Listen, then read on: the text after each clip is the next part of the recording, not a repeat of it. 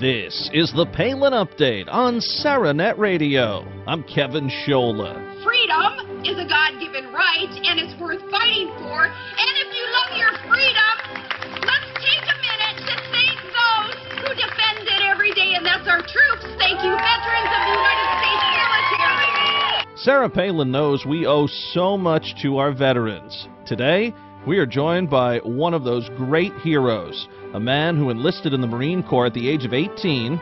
After 6 years of honorable service, he chose to move back to civilian life, only to re-enlist in the Marine Corps and serve almost another decade until being forced into medical retirement after losing an eye. He fought for us overseas, and now he wants to fight for us in Washington. Congressional candidate Sergeant Nick Popaditch is here. Plus, Sarah Palin weighs in on gas prices, the latest Romney-Obama debate, and the Reverend Billy Graham.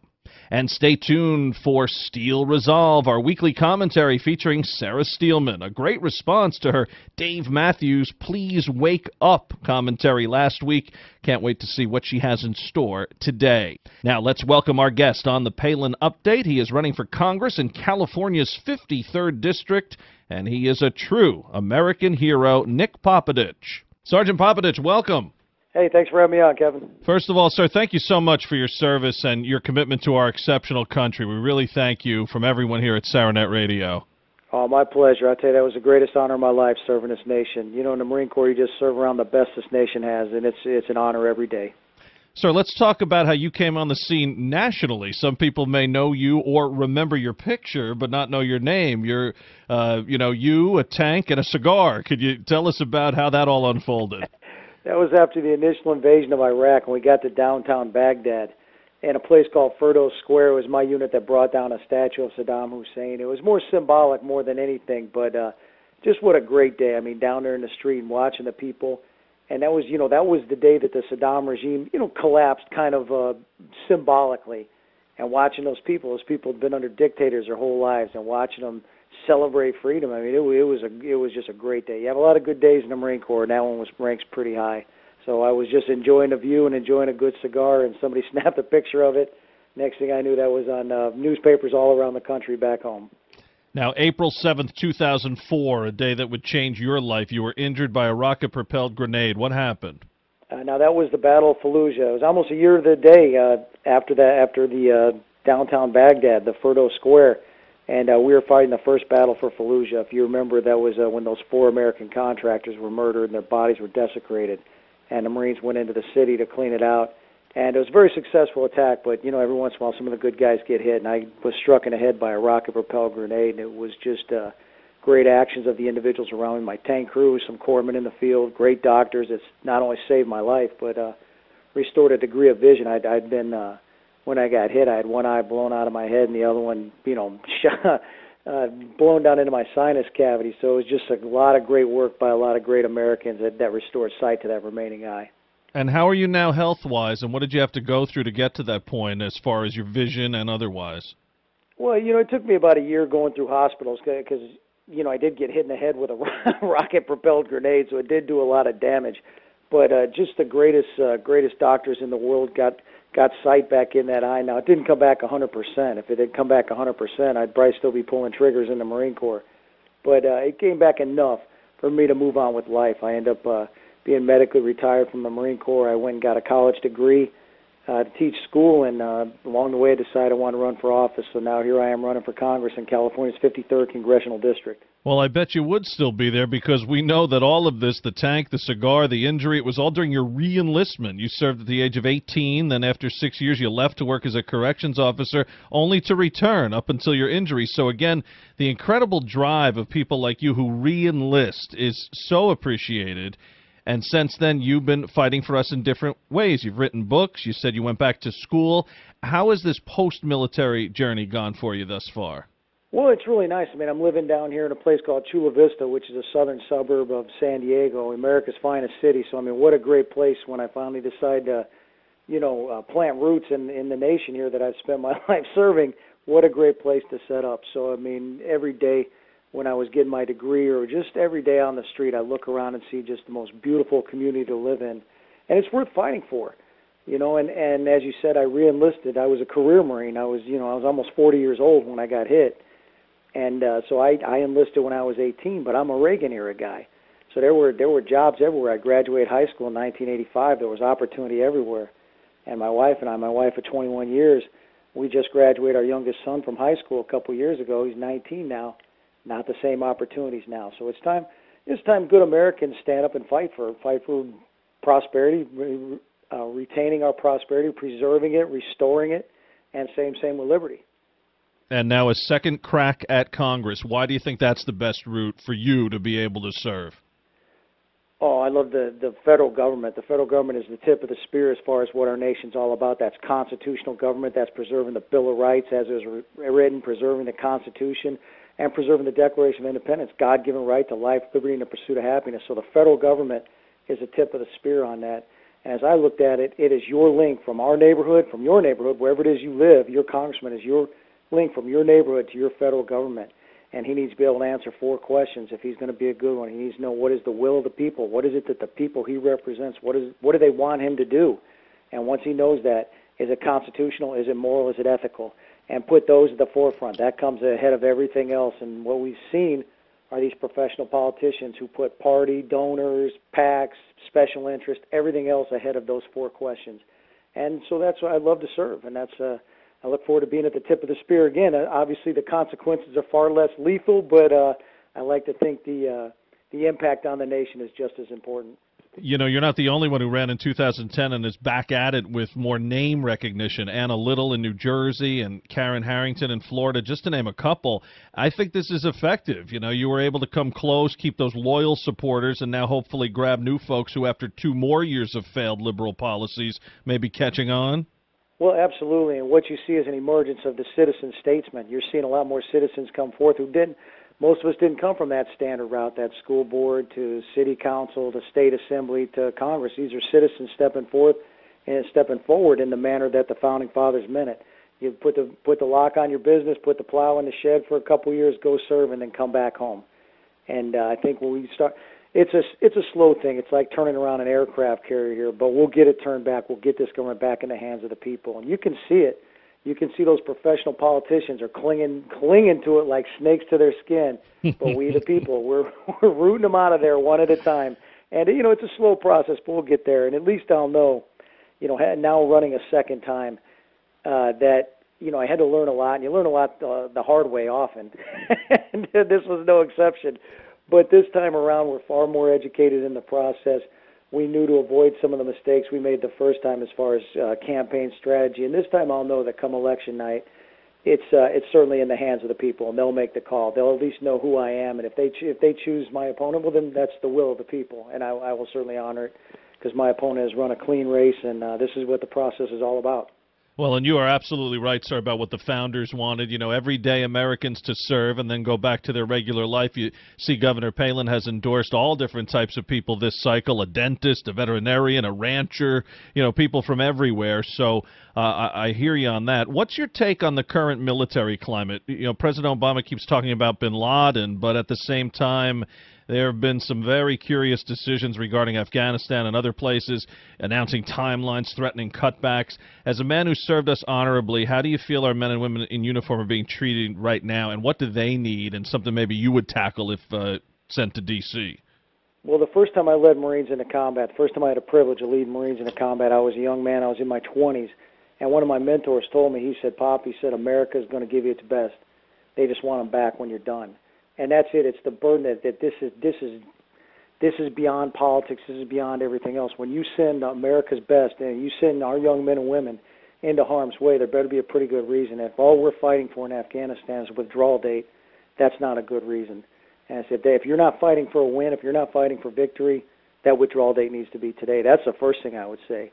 And secondly, these 10% cuts of sequestration that's coming about because Congress could not control their spending, and they used our military men and women as collateral for their irresponsibility. Now they're paying the cuts, and those cuts are coming to the career force. They're coming to those individuals who've been serving 9 to 14 years, and they're sending them home so they don't have to pay them retirement. These are men and women who've been fighting all 10 years of this war, and now we're sending home into a recessed economy. We're giving them a pink slip from their career and sending them home after fighting all 10 years of war. It's dishonorable. It's no way to say thank you to people who've been defending our nation. In addition to all that, the one thing I know is communist and terrorist, and I fought both of them. The one thing I know about both of them is they only understand one thing, and that's force. You can't reason with them. You can't bargain with them. You can't apologize to them. And we're just seeing the ignorance of that policy playing out. You're seeing it playing out all around the world. Now, I'm not running for president, so I won't be the one making foreign policy, but I'll make sure that whoever that commander-in-chief is, that there is a viable, credible threat of force behind them. And these 10% cuts in this war on terror are just downright irresponsible. I will go there and oppose that. You know, there is not a person on either ticket, the presidential ticket, with a military background. Obama, Biden, Romney, Ryan. So does that make it even more important to have military personnel like yourself, like an Allen West, in the Congress, in the Senate, people there to be able to help make those decisions because they've seen it firsthand? Absolutely. I think the importance of that is very evident. But I don't think you have to have served to be a good commander-in-chief. But I think you have to be smart enough to listen to those who have. You have to be smart enough to listen to the individuals who know their business. And those sort of solutions, whatever debates he was having in our current commander-in-chief, whatever debates he was having in the faculty lounge at Harvard, as he sees, they don't play out really well when it comes to where the rubber meets the road. You know, and you've got individuals going into harm's way and fixing bayonets. That sort of stuff just doesn't play out. I think Mitt Romney has the background in his business to know how to delegate things, and know that when you have generals in charge of things, when you have these four joint chiefs, you listen to these individuals, and when they tell you something needs to be done, that's a pretty good piece of advice. And also, you need to hold them to the fire. You know, you need to be a strong enough leader that even if you didn't serve and they're not getting the job done, you need to be able to ask them some tough questions. And if they're not getting it done and they can't answer those questions, you need to get them out of the way and get somebody in there who will. The jobless rate and the economy are driving this election season. What should the federal government do to create jobs? Private sector growth, private sector growth, and private sector growth. Let's keep that revenue in the private sector. This business about taxing the top 1%, the middle class, the low, whatever the heck it is, anything that they're doing that's going to take revenue out of the private sector is a mistake. We need to lower taxes across the board, and obviously there's a lot of individuals who don't pay them at all, but that's what it is. But as far as that middle class and upper class, we need to lower taxes and at the very minimum keep the tax rate the same so that the revenue stays in the private sector. Get the operating cost on business. That's done through more energy. Open Keystone XL pipeline. Get that drilling going again back in the Gulf Coast. More energy is cheaper energy. And I just find it astonishing that people who are running this nation say that oil is the one thing that doesn't subscribe to supply and demand. I think if you're toting that baloney argument, it's time for you to go home. So more energy, more revenue in the private sector, those things will lead to growth. The private sector is ready to explode if we just stop pulling the rug out from under it at the federal government level, and obviously get rid of all those regulations that are slowing things down. Look at every piece of federal regulation as far as, is it protecting workers on the job? And in that case, I think there's a need for some of that stuff, or is it preventing people from working in the first place? And that's stuff that's got to go. This stuff like the Affordable Care Act that reduces care, raises cost, and keeps people from working, irresponsible legislation needs to go. You've talked about honesty and transparency. This is something people are yearning for, and frankly, many have just given up. They expect the worst from Washington. Governor Palin has pounded away at the need to crack down on crony capitalism. This is a priority of yours as well. Absolutely. Dirty government is dirty government.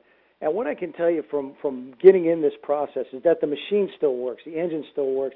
Our government, that Constitution that was written 220 years ago is absolutely brilliant. It's bulletproof. The engine still works. It's just full of dirty oil right now. It's time to change the oil. I think it's that simple. Change the oil, get more transparency. I love to watch politicians sitting there pointing the finger at lobbyists. Lobbyists aren't the problem. They have no legislative power. You the one who's manipulated and bribed by them, you are the problem. It's time for you to go home. If anything just drives me nuts, it's watching a politician sit there and cry about the lobbyists. The lobbyists aren't the problem. You are. Sir, we like the way you explain things. This is the plain talk people are looking for. You know, Governor Palin does the same thing. Dan Bongino running in Maryland. These are the types of messages that resonate because people talk this way around their kitchen table, and we appreciate it. How can folks volunteer or donate to your campaign? I have a website, Popaditchforcongress.com. That's P-O-P-A-D, D as in David, Delta, Popaditch for Congress.com. And I tell you, we're a grassroots campaign, $5, $10, whatever you got, that helps us out a lot. We stretch those dollars to unbelievable lengths. I like to joke and say those George Washington squint when they come out of our coffers. We spend that donated money like tax dollars, and we don't waste a penny of it. It goes to making this nation a better place. And I tell you, mentioning me in the same name, in the same sentence as those great Americans you mentioned earlier, it's an absolute honor. I appreciate the opportunity to speak on here today. Sergeant Popaditch, an honor to have you here, sir. He is an American Grizzlies United candidate, a man who has seen and done it all from the Battle of Fallujah and now hopefully onto a big battle against the corruption in Washington. God bless you, sir. God bless. Thank you. Popaditchforcongress.com. Check it out, folks. A full bio on the sergeant, plus all of his campaign news. Popaditchforcongress.com. Mitt Romney and Barack Obama squared off at another debate this past week, and afterwards Sarah Palin spoke out, saying she hopes every American is energized to get out and vote. Judging by recent polls, it seems those in support of Romney are as energized as ever. As gas prices continue to wreak havoc on our wallets, Governor Palin points out the hypocrisy of Democrats who went after President Bush and Vice President Cheney for high costs at the pump. Now that prices are much higher, well, they're looking for excuses. Some in the media have even tried to paint high gas prices as a good thing. Even then Senator Obama, back in 2008, railed against gas prices. Gas prices averaged $1.87 per gallon when he took office. They've since doubled. Check out the hypocrisy in this great montage. It's put together by the Don Smith Show. You can find the link right on Governor Palin's Facebook page. This past week, Governor Palin put out a statement regarding the great Billy Graham and encouraged us to take action. The governor touted Reverend Graham's new campaign to encourage voters to elect candidates who support Judeo-Christian values. Head to billygraham.org, and you can print out materials that you can use to help spread the word. Billy Graham will be 94 the day after Election Day. Now, our weekly commentary, Steel Resolve. Here's Sarah Steelman. Thanks, Kevin. The wisdom of Ben Franklin never ceases to amaze me. One of his most famous quotes reminds me of President Obama and the Democrats and the dangers of the divisive road they continue to go down. Franklin said, "We must indeed all hang together, or most assuredly we shall all hang separately." Under the so-called leadership of President Obama, he and most Democrats have divided the country by sex, by race, by ethnicity, and by income. A true leader brings people together instead of setting them against each other by using the politics of envy, victimization, and fear. During the debate, in almost every response, President Obama used the us against them approach to the issues. Time and time again, he pitted rich people against the middle class. The rich folks need to pay more because the middle class is getting squeezed. Or the wealthy need to pay more so the middle class can educate their kids. In fact, President Obama's entire economic recovery plan is centered around spending more government money and increasing taxes on the wealthy.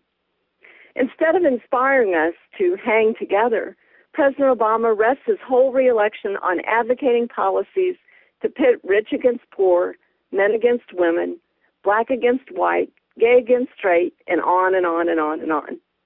That is a path to mutual destruction. Contrary to what liberals think, the role of government is not to make all people equal, but to ensure people are treated equally under the law. Franklin knew that we are all in this together, and our success as a nation depends on this. You know, Franklin also said this: the Constitution only guarantees people the right to pursue happiness. You have to catch it yourself. This is Sarah Steelman for SarahNet Radio. Tune in again next week for another segment of Steel Resolve right here on the Palin Update. And folks, don't forget the Palin Update, including Steel Resolve, is now on demand and available for download. So just head to SarahNetRadio.net, pick the show you want to hear, and you can listen anywhere, anytime. Well, that'll just about do it for this edition of the Palin Update on SarahNet Radio. Visit SarahNetRadio.net for continuing coverage of Governor Palin. I want to thank Sarah Steelman and everyone here at SarahNet Radio. Thanks to Sergeant Nick Popaditch, and thank you for listening today. Please be sure to join us next time for another edition of the Palin Update. I'm Kevin Scholla. Have a pleasant day.